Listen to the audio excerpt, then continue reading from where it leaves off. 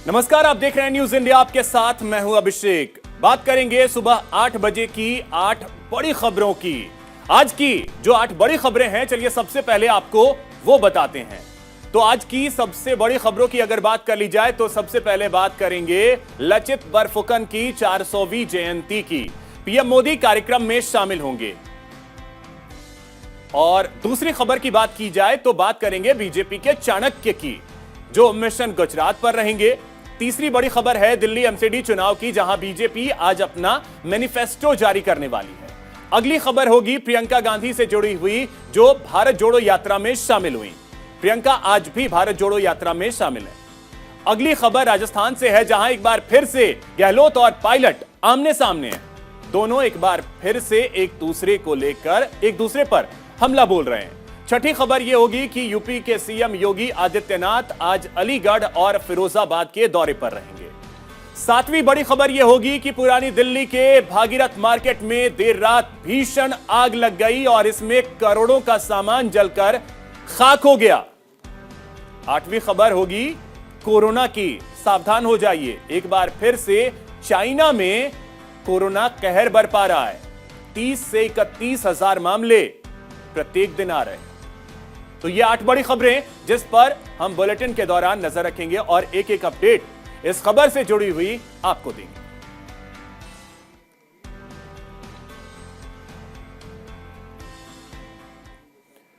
तो चलिए सबसे पहले बात कर लेते हैं लचित बरफुकन की 400वीं जयंती के समापन समारोह की। भारत के महानतम सैन्य नायकों में से एक लचित बरफुकन ने मुगलों को देश के बाहर भगाया था। पीएम मोदी समापन समारोह में शामिल होंगे। दिल्ली के विज्ञान भवन में कार्यक्रम होना है। समापन सत्र को संबोधित करेंगे पीएम नरेंद्र मोदी।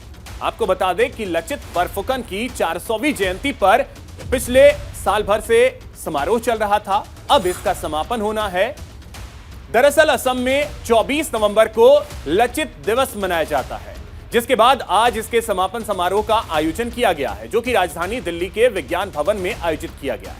आपको बता दें कि लचित बरफुकन एक भारतीय सैनिक थे, जिन्होंने 1671 में लड़ाई लड़ी थी सराय घाट, और इसमें असमिया सैनिकों को प्रेरित भी किया था। मुगलों को कुचलने और अपमानजनक हार का स्वाद चखाया था। समापन समारोह में प्रधानमंत्री नरेंद्र मोदी शामिल होंगे और संबोधित करेंगे। दरअसल भारत के इतिहास के उन नायकों को सम्मानित करने का प्रधानमंत्री का निरंतर से प्रयास रहा है, जिनके योगदान को इतिहास में उचित मान्यता नहीं मिल पाई थी। मेरे साथी डॉक्टर जितेंद्र सिंह। तो इतिहासकार नोट करते हैं कि सरायघाट की घटना, वो लड़ाई, वो 9 सैनिकों के द्वारा लड़ी हुई लड़ाई थी, और वीर लसित ने ये लड़ाई को उस जमाने में नेवी तैयार कर जीतने का काम किया था। एक और मुगलों की बड़ी बड़ी तोपें और बड़ी बड़ी जहाजें थी, और दूसरी ओर छोटी बंदूकें, एकदम छोटे वहीं पर बनाए हुए हथियार और छोटी नाव को लेकर ये लड़ाई को लड़ा गया। बहुत असमानता थी, संख्या की दृष्टि से असमानता थी, युद्ध की जानकारी की दृष्टि से असमानता थी, और संसाधनों की दृष्टि से असमानता थी, हथियारों की दृष्टि से भी असमानता थी। मगर जहां तक राष्ट्रभक्ति का सवाल था, लचित बरफुकन के पास जो राष्ट्रभक्ति थी, उनकी सेना के पास जो राष्ट्रभक्ति थी, उसका खतरा भी मुगल की सेना में नहीं था, और राष्ट्रभक्ति का विजय हुआ, देशभक्ति का विजय हुआ। गृह मंत्री अमित शाह की बात कर लेते हैं, जो कि मिशन गुजरात पर रहने वाले हैं। बीजेपी के चाणक्य मिशन गुजरात पर रहेंगे। कई जनसभाओं को यहां संबोधित करेंगे अमित शाह। नांदोद में रोड शो भी करने वाले हैं। सूर्य दरवाजा से हर सिद्धि माता मंदिर तक रोड शो करेंगे। हर सिद्धि माता मंदिर में दर्शन पूजन करेंगे और उसके बाद रोड शो करने का उनका कार्यक्रम है। और आपको बता दें कि गृह मंत्री अमित शाह आज करीब 4 रैलियों को संबोधित करने वाले हैं। गुजरात विधानसभा चुनाव की तैयारियों के चलते गृह मंत्री की अगर बात की जाए अमित शाह की, तो हफ्ते भर में करीब 3 दिन इस समय गुजरात में रह रहे हैं। स्थानीय नेताओं के साथ बैठकें कर रहे हैं।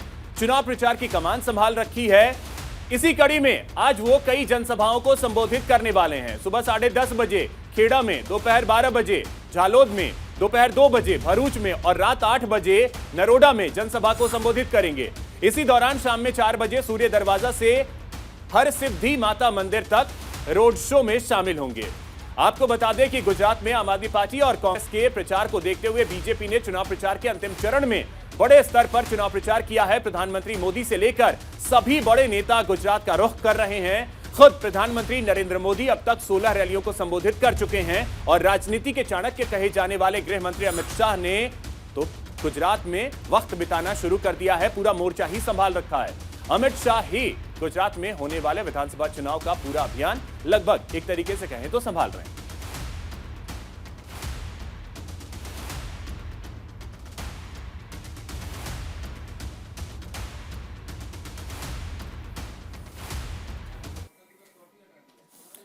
तो गुजरात चुनाव को लेकर के प्रचार अभियान तो चल रहा है। बात करते हैं एमसीडी चुनाव की। एमसीडी चुनाव भी बड़ा दिलचस्प है और यहां पे नुक्कड़ पे नाटक आपको देखने को मिलेगा और इस नाटक में जो नुक्कड़ नाटक का आयोजन किया जा रहा है दोनों ही पार्टियों की तरफ से, चाहे वो बीजेपी हो या आम आदमी पार्टी, नुक्कड़ नाटक का आयोजन कर रही हैं और चुनाव प्रचार पूरे जोर से कर रही हैं। तो दिल्ली एमसीडी चुनाव में बीजेपी ने पूरी ताकत झोंक दी है। नुक्कड़ नाटक में कई दिग्गज नेता जो हैं वो शामिल हो रहे हैं। आपको बता दें कि इसमें उत्तराखंड के मुख्यमंत्री पुष्कर सिंह धामी, केंद्रीय मंत्री अनुराग ठाकुर जैसे दिग्गज नेता आपको आज चुनाव प्रचार करते हुए दिल्ली में दिखेंगे। बीजेपी आज दोपहर 2:30 बजे अपना मैनिफेस्टो जारी करने वाली है दिल्ली नगर निगम के लिए। दिल्ली में नगर निगम चुनाव बेहद नजदीक आ चुका है और आपको बता दें कि ऐसे में तमाम पार्टियां चुनाव प्रचार में पूरी ताकत से जुटी हुई हैं। आज पुष्कर सिंह धामी, तेजस्वी सूर्या, गिरिराज सिंह, गौतम गंभीर, अनुराग ठाकुर जैसे दिग्गज नेता आपको बीजेपी का प्रचार करते हुए दिखेंगे। लगभग 16 नेता जो हैं वो मैदान में आज होंगे और करीब 143 जनसभाएं, नुक्कड़ नाटक का आयोजन किया जाएगा। इसमें हिस्सा लेंगे बीजेपी के तमाम दिग्गज नेता। आज बीजेपी मैनिफेस्टो भी जारी करने वाली है। दोपहर 2:30 बजे मैनिफेस्टो जारी किया जाएगा। इस दौरान दिल्ली के प्रदेश अध्यक्ष जो हैं बीजेपी के आदेश गुप्ता, वो रहेंगे। उनके साथ होंगे पीयूष गोयल जो आज मैनिफेस्टो जारी करने वाले हैं। नाम इसका दिया गया है संकल्प पत्र, जिसमें बीजेपी ने यह कहा है कि लोगों की रायशुमारी से इसे तैयार किया गया है। हर तबके के लोगों से बात की गई है, हर उम्र के लोगों से बात की गई है और उसके बाद यह मैनिफेस्टो तैयार किया गया है।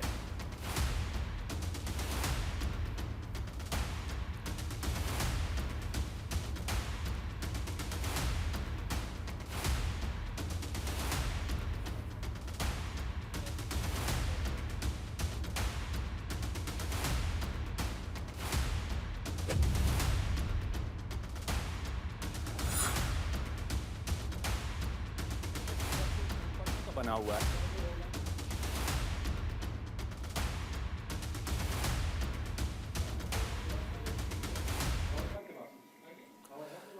मध्य प्रदेश से खबर है, जहां भारत जोड़ो यात्रा में एंट्री हुई प्रियंका गांधी की। राहुल गांधी को बहन प्रियंका का साथ मिला। यात्रा में प्रियंका गांधी का तीसरा दिन है। आपको बता दें कि मध्य प्रदेश में कदमताल करती नजर आई प्रियंका गांधी राहुल गांधी के साथ। यह तस्वीर हम आपको दिखा रहे हैं।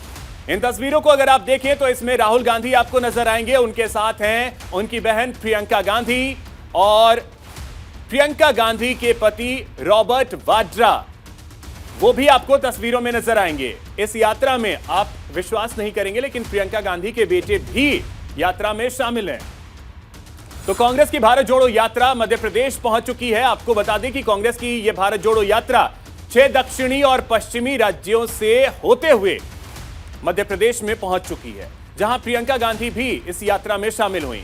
राहुल गांधी को अपनी बहन का साथ मिला। आज प्रियंका गांधी मध्य प्रदेश के दौरे का जो उनका दिन है तीसरा है। आपको बता दें कि प्रियंका गांधी मध्य प्रदेश में 4 दिनों तक रहने वाली हैं, भारत जोड़ो यात्रा में शामिल हो रही हैं और आपको बता दें कि 5 दिसंबर को यात्रा राजस्थान में प्रवेश करेगी।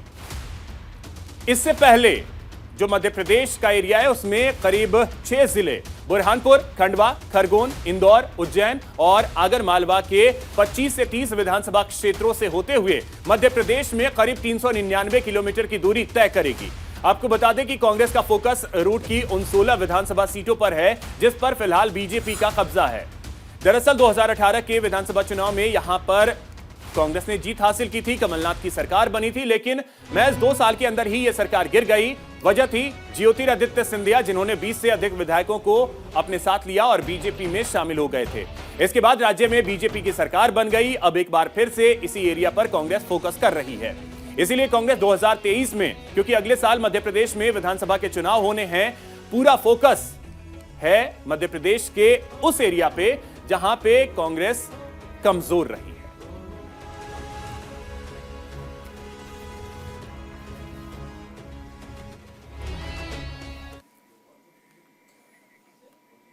तो भारत जोड़ो यात्रा के जरिए राहुल गांधी पार्टी को मजबूत करने की कोशिश कर रहे हैं। वहीं दूसरी तरफ बात राजस्थान की कर ली जाए तो यहां पे एक बार फिर से कांग्रेस में कलह सामने आ रहा है। सीएम अशोक गहलोत और पायलट एक बार फिर से आमने सामने आ गए। गहलोत ने सचिन पायलट को गद्दार बताया है। पायलट ने आरोपों को बेबुनियाद करार दिया। राहुल गांधी की भारत जोड़ो यात्रा के राजस्थान में आने से ठीक पहले कांग्रेस में एक बार फिर से खींचतान शुरू हो गई है। मुख्यमंत्री अशोक गहलोत ने सचिन पायलट पर अब तक का सबसे बड़ा हमला बोला है। उन्होंने कहा कि पायलट को कैसे सीएम बना सकते हैं, जिस आदमी के पास 10 विधायक नहीं, जिसने बगावत की है, जिसे गद्दार का नाम दिया गया है, उसे कैसे लोग स्वीकार कर सकते हैं। इधर गहलोत के हमले पर प्रतिक्रिया देते हुए सचिन पायलट ने कहा कि वे पहले भी मुझे नाकारा, निकम्मा और गद्दार कह चुके हैं। उन्होंने मुझ पर जो आरोप लगाए हैं वे बेबुनियाद हैं।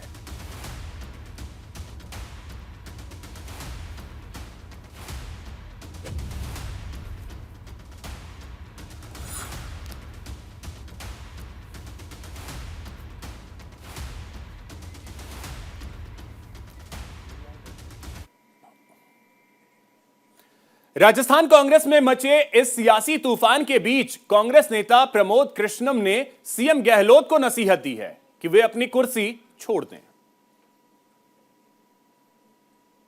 अशोक गहलोत जी का बयान सचिन पायलट के खिलाफ नहीं है, कांग्रेस लीडरशिप के खिलाफ है, कांग्रेस नेतृत्व के खिलाफ है, आदरणीय राहुल गांधी और प्रियंका गांधी जी के खिलाफ है। मैं निवेदन करना चाहता हूं माननीय अशोक गहलोत जी से कि बड़ा दिल दिखाते हुए कुर्सी छोड़ दें, त्यागपत्र दे दें। वो तो कहते भी थे कि मेरा त्यागपत्र तो कांग्रेस नेतृत्व के पास रखा हुआ है, जब मर्जी उस पर तारीख डाल लें, सोनिया जी के पास रखा हुआ। आज वक्त आ गया है कांग्रेस को मजबूत करने का, तो कांग्रेस को मजबूत करें, थोड़ा बड़ा दिल दिखाएं।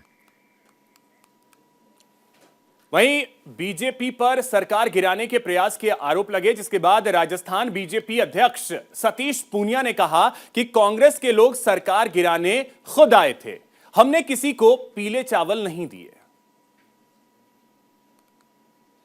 नहीं है, हम न कभी मिले, न कभी बात की, न उसकी जरूरत थी, न कभी पहले थी, न आज है। ये जिस तरीके से 2018 में, तो तब तो बीजेपी कहीं दृश्य में भी नहीं थी, राजभवन में 2-2 मुख्यमंत्रियों के मुख्यमंत्री के शपथ के बाद नारे लगे। ऐसा कभी नहीं होता किसी पार्टी को अपने डिप्टी चीफ मिनिस्टर को, पीसीसी के चीफ को बर्खास्त करना पड़े। हमने कोई पीले चावल नहीं दिए थे कि आप जाइए और सरकार गिराइए, ये तो उनका अपना मसला था। बीजेपी को तो एक कारक बनाने की कोशिश की गई है, जबकि झगड़ा उनका अपना था, दोष उनका अपना, पाप उनका अपना। बीजेपी तो आरोप लगाने का माध्यम अशोक गहलोत जी ने बना लिया अपने बचाव के लिए। एक और बड़ी खबर आपको बता दें, सीएम योगी का अलीगढ़ और फिरोजाबाद का दौरा रहने वाला है। अलीगढ़ के नुमाइश मैदान में जनसभा को संबोधित करेंगे। फिरोजाबाद में कई परियोजनाओं का लोकार्पण और शिलान्यास करेंगे सीएम योगी आदित्यनाथ। तो आपको बता दें कि नुमाइश मैदान में जनसभा को संबोधित करेंगे सीएम योगी का यह फिरोजाबाद और अलीगढ़ का दौरा। सीएम योगी कई परियोजनाओं की सौगात देने वाले हैं। साथ ही आपको बता दें कि आज एक कैबिनेट बैठक भी प्रस्तावित है। इस बैठक में कई प्रस्तावों पर मुहर लग सकती है।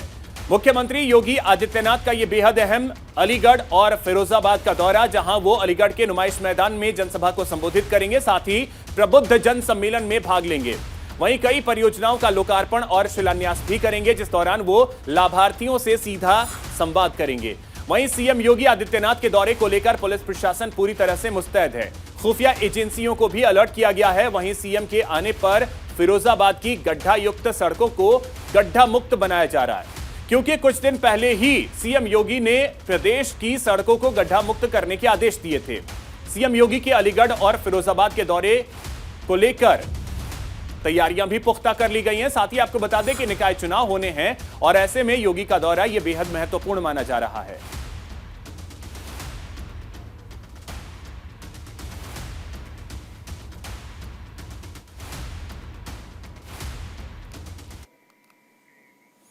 फिरोजाबाद में सीएम योगी के दौरे को लेकर तैयारियां पूरी कर ली गई हैं। कार्यक्रम स्थल तिलक इंटर कॉलेज के आसपास सुरक्षा की व्यवस्था कड़ी कर दी गई है। माननीय मुख्यमंत्री जी का कार्यक्रम है यहाँ पे, जो प्रबुद्ध सम्मेलन है तथा बाकी जो शिलान्यास और लोकार्पण के कार्यक्रम है, तो उसके लिए सुरक्षा व्यवस्था पूरी चाक चौबंद की गई है। कप्तान साहब के साथ हमने सभी डिपार्टमेंट्स की समीक्षा भी की है, मीटिंग्स भी हुई है, फील्ड विजिट्स भी हो रही हैं। जो आवश्यक तैयारियां हैं वो की जा रही हैं और कार्यक्रम स्थल भी करीब करीब तैयार हो गया है। और जो भी हमारी आवश्यक टीम्स हैं, एलआईयू की टीम्स हो या फिर पुलिस की टीम हो, मजिस्ट्रेट की ड्यूटीज़ हैं, वो सारी लग गई हैं। पुलिस लाइन में हेलीपैड बनाया गया है और ये पूरा प्रबंध किया जा रहा है कि कार्यक्रम सकुशल संपन्न हो। प्रशासन और पुलिस दोनों की ब्रीफिंग की गई है मेरे और डीएम साहब के द्वारा, और इसमें हमारी 2 कंपनी पीएसी, इसके अलावा लगभग 800 पुलिसकर्मी, इसमें 400 पुलिसकर्मी बाहर से आए हुए हैं। इन सभी की ड्यूटी लगी है जनसभा में, और इसमें जो भी स्टैंडर्ड व्यवस्थाएं होती हैं, चाहे वो एलआईयू की हो, चाहे वो ड्रोन हो, सीसीटीवी हो, उन सभी की व्यवस्थाएं, फायर की व्यवस्थाएं सभी की गई हैं। और अब जो है वो एग्जीक्यूशन के लिए सभी लोगों को बताया गया, डीब्रीफिंग के लिए बताया गया। एक बड़ी खबर आपको बता दें, दिल्ली से है। भागीरथ पैलेस में आग लगी। आग पर काबू पा लिया गया है, लेकिन यहां पे करोड़ों का नुकसान हुआ है। करीब 100 दुकानें जलने की आशंका है। आग लगने से करोड़ों का माल जलकर खाक हो गया है। आग लगने की वजह अभी तक साफ नहीं है। तो आपको बता दें कि आग लगने की वजह अभी तक साफ नहीं है। यह तस्वीर उस समय की है जब आग लगी, और आग लगने के बाद यहां क्या स्थिति बनी, वो इन तस्वीरों को देख करके आप अंदाजा लगा सकते हैं। यह तस्वीर दिल्ली के चांदनी चौक की है। अब देखिए, आग पर काबू पा लिया गया है उसके बाद की, यानी अब से कुछ देर पहले की यह तस्वीर है। तो देश की राजधानी दिल्ली से यह तस्वीर सामने आई, जहां पर आग लगने की वजह से करीब 100 दुकानें जल गईं। यह जानकारी निकल करके सामने आ रही है। फायर ब्रिगेड की लगभग 40 गाड़ियां मौके पर पहुंची और आग बुझाती नजर आई। काफी मशक्कत करनी पड़ी है फायर ब्रिगेड के कर्मचारियों को आग पर काबू पाने के लिए, क्योंकि आग का दायरा जो है वो काफी ज्यादा था। ये आप देखिए तस्वीरें, आग बुझाने के बाद भी यहां धुआं निकलता हुआ। तो भागीरथ पैलेस में आग लगी और आग पर काबू पा लिया गया है। और जो राहत की बात निकल करके ये सामने आई कि यहां कोई जनहानि नहीं हुई है, कोई हताहत नहीं हुआ है, लेकिन नुकसान करोड़ों का हुआ है, क्योंकि यहां पे इलेक्ट्रॉनिक्स के दुकान हैं और इलेक्ट्रॉनिक्स दुकान में आग लगी। करीब 100 दुकानें जलकर खाक हो गई।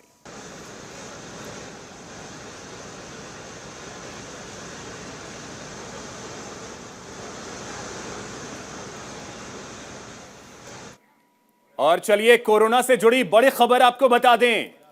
चीन में कोरोना एक बार फिर से बेकाबू हो गया है। एक दिन में 31,444 मामले सामने आए, यानी कि चीन में जो सख्त कोविड पॉलिसी है वो काम नहीं कर रहा। बीजिंग में पिछले 6 महीनों में 3 लोगों की मौत हुई है कोविड की वजह से। चीन में एक बार फिर से कोरोना के मामलों में बढ़ोतरी देखी जा रही है। राष्ट्रीय स्वास्थ्य ब्यूरो के मुताबिक पिछले 24 घंटे में यहां कोरोना के 31,444 मामले सामने आए हैं। आपको बता दें कि 4 दिन पहले चीन में कोरोना के सबसे ज्यादा 26,824 मामले सामने आए थे।